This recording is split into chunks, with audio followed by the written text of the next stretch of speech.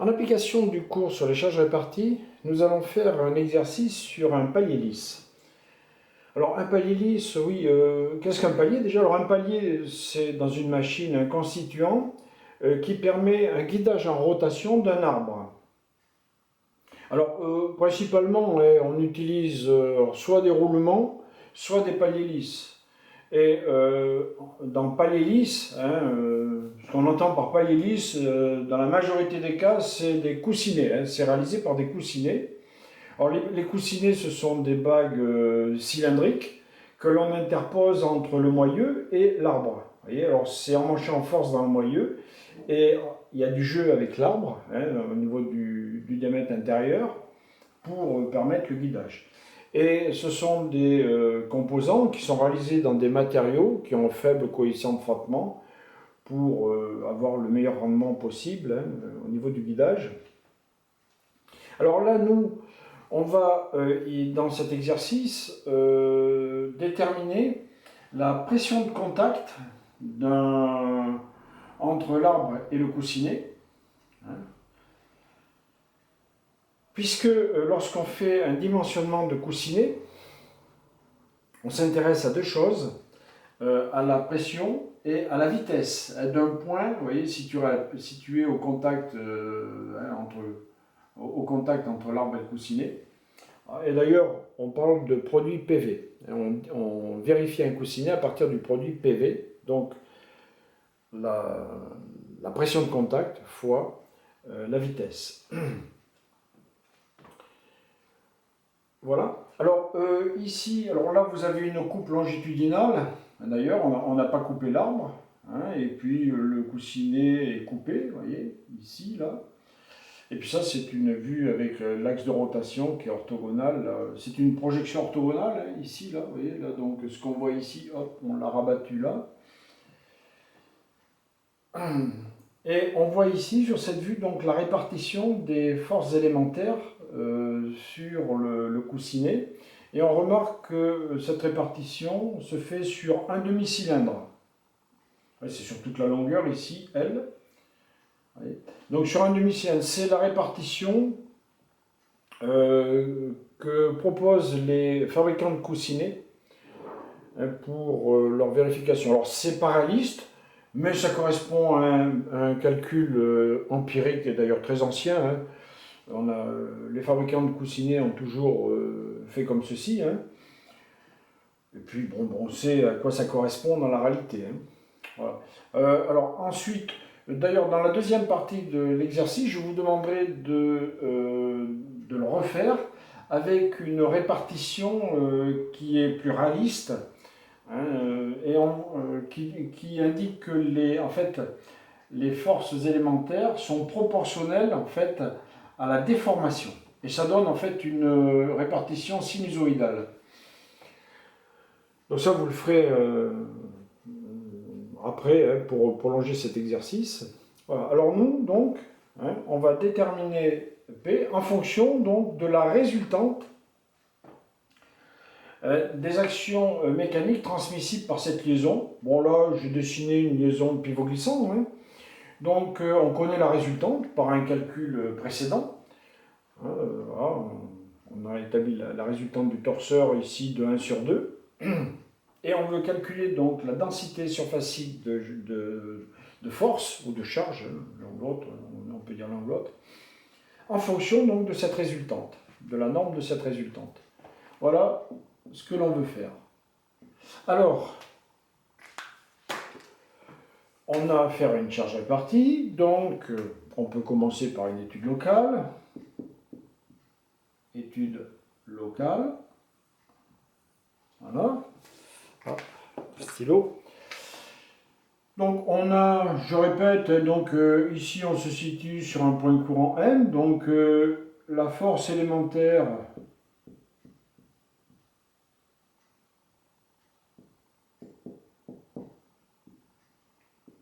dF de 1 sur 2 est appliquée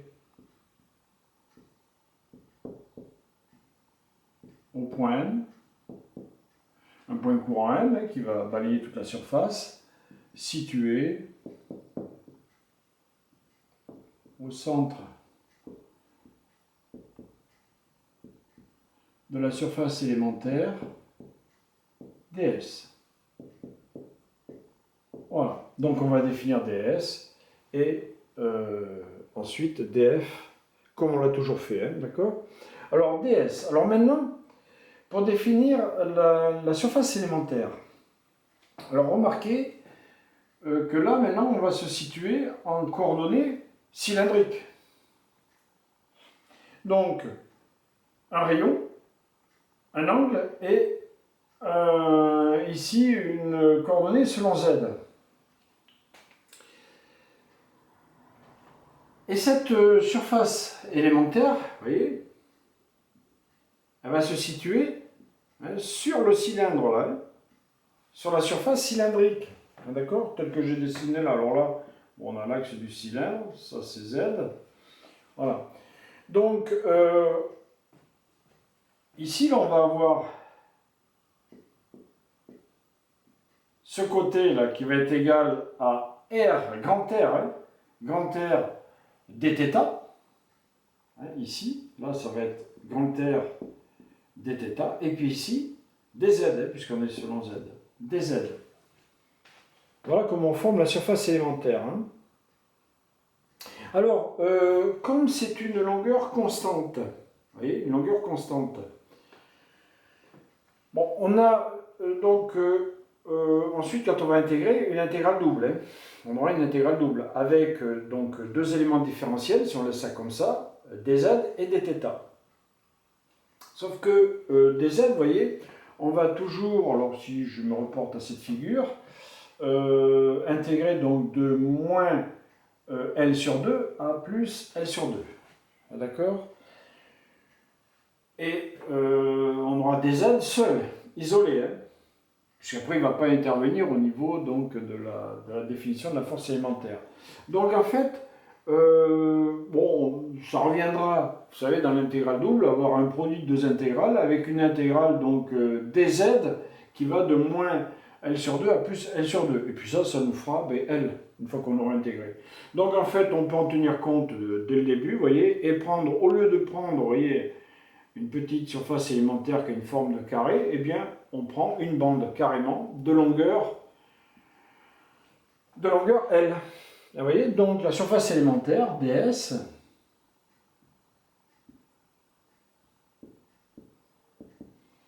sera égale donc à R dθ fois L. R, L, dθ. Bon, alors bon, c'est une petite simplification.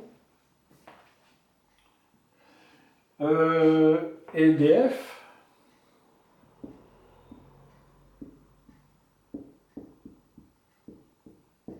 égale, eh bien df, ça va être P. Alors ici, P de M, mais cette densité surfacique de charge, vous voyez, est constante.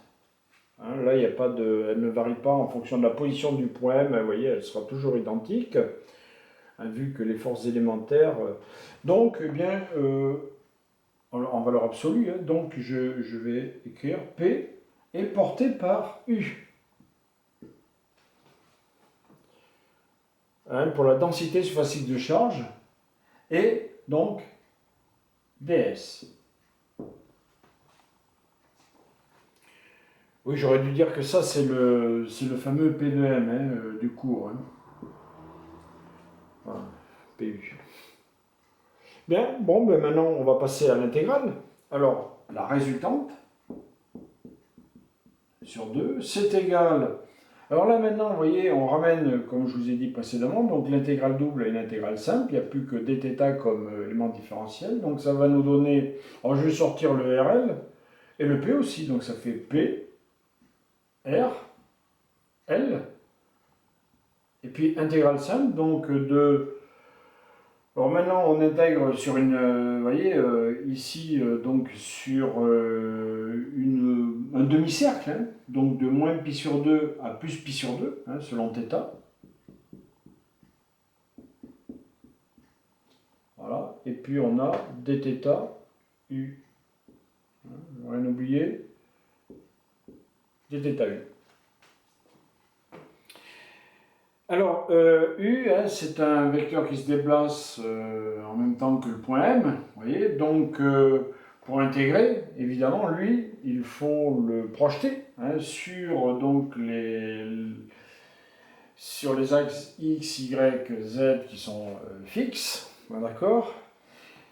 Et donc, avec U égale, donc cos θ X plus sinus θ Y.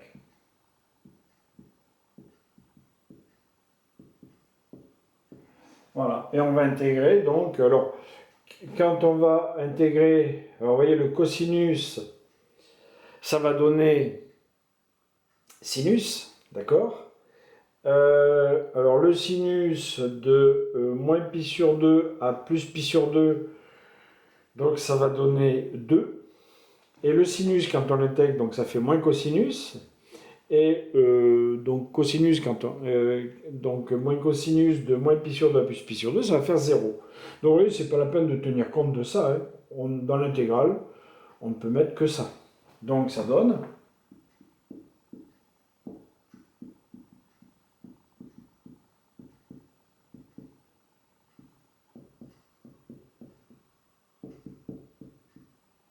Puisque l'autre terme est nul.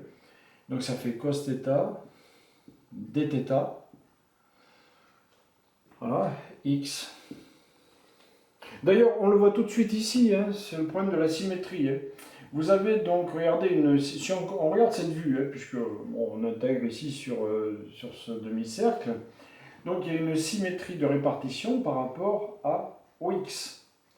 Voyez, et vous voyez bien que les composantes selon y, donc on fait, ça revient à l'intégrale à faire des sommes 2 à 2, hein, et donc quand on prend une force élémentaire de ce côté et une autre de ce côté, que l'on fait la somme des deux, mais vous voyez bien que les composantes selon y vont s'annuler, il ne restera plus que les composantes selon x. On a déjà vu ce genre de problème, donc vous voyez, il y a plusieurs manières, hein, on n'est même pas obligé de faire ce que je vous ai fait juste avant, là, vous voyez, on peut considérer que la résultante, en fait, sera collinaire à x, et donc c'est pas la peine de tenir compte de y.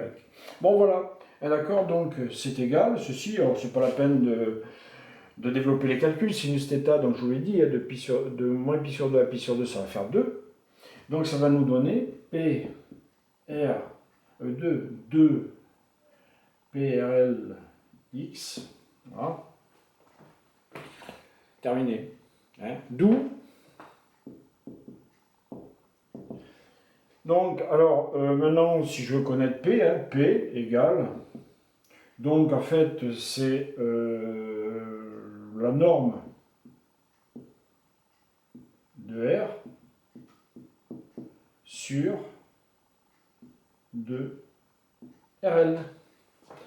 Voilà, donc la norme de la résultante est en newtons sur RL, donc des mètres carrés ici. Donc on a bien des newtons par mètre carré. Voilà. Alors ça, 2RL, ben, ça correspond à un rectangle. Hein.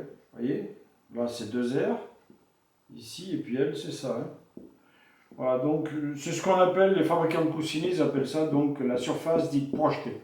Et la résultante, vous voyez, en fait, bon, ils considèrent, si vous voulez, une force qui s'applique au milieu de cette surface projetée.